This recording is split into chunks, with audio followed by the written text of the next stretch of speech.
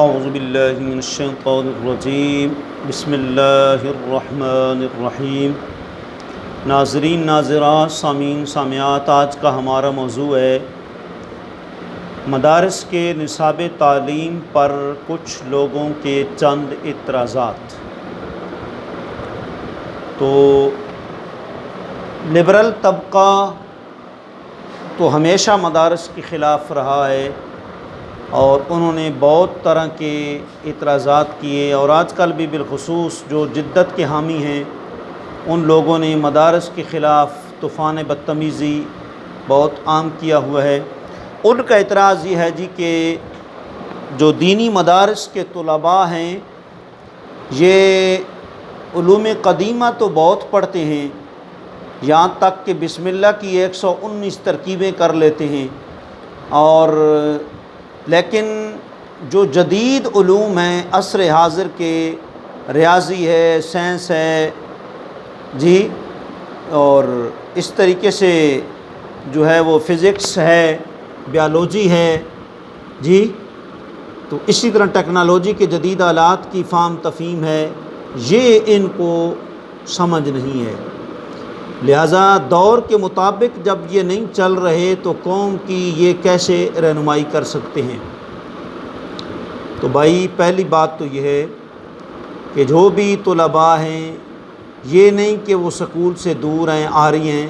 ہمارے تنظیم المدارس بورڈ کو ہی دیکھ لیں، باقاعدہ میٹرک تک اس میں نصاب موجود ہے، متوسطہ موجود ہے، طالب علموں کا موجود ہے، طالبات کا موجود ہے۔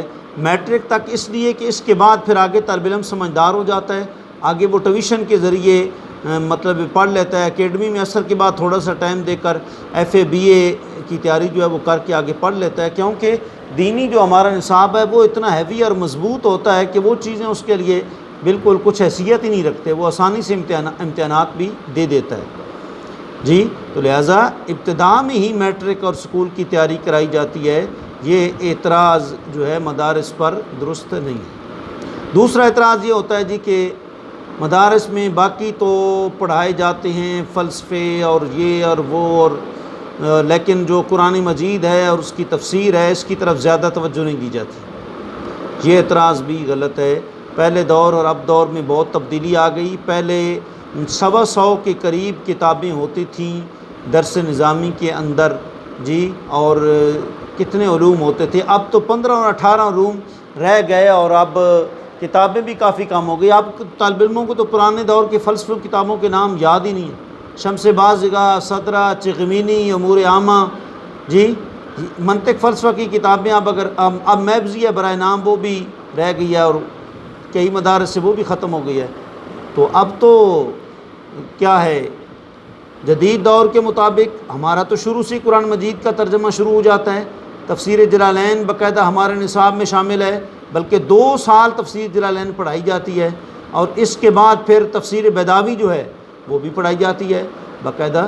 تو اسی طریقے سے تفسیر بیضاوی کے ساتھ الفوز الکبیر ہے جی، التبیان جو ہے وہ ہے، اس طرح کی کتابیں ہمارے تو مدارس کے نصاب میں باقاعدہ جو ہے وہ پڑھائی جاتی ہیں۔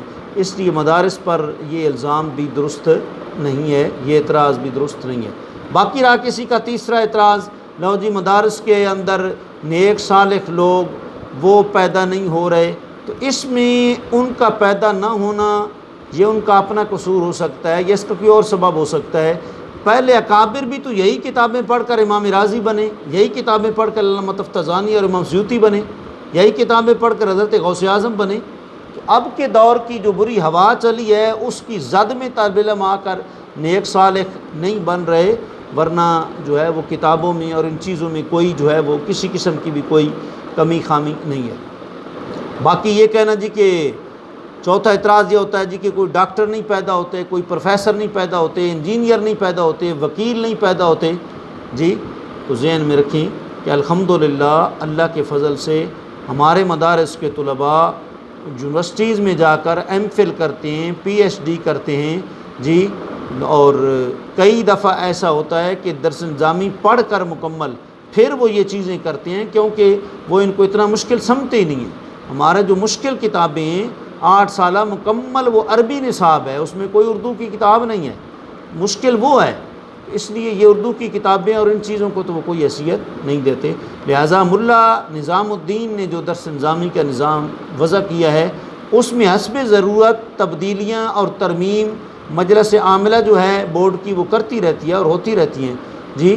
تو اس لیے جو ہے مدارس پر جو ہے وہ اعتراض نہیں کرنا چاہیے، اور یہ کہنا کہ تعلیمی نصاب یکساں ہو جائے گا یہ بھی کوئی سمجھ نہیں آتی کہ کیسے یکساں ہو جائے گا۔ ایک طرف تو اردو ہے، دوسری طرف عربی فارسی ہی ہے، تو کیسے برابری ہوگی؟ واللہ رسول عالم۔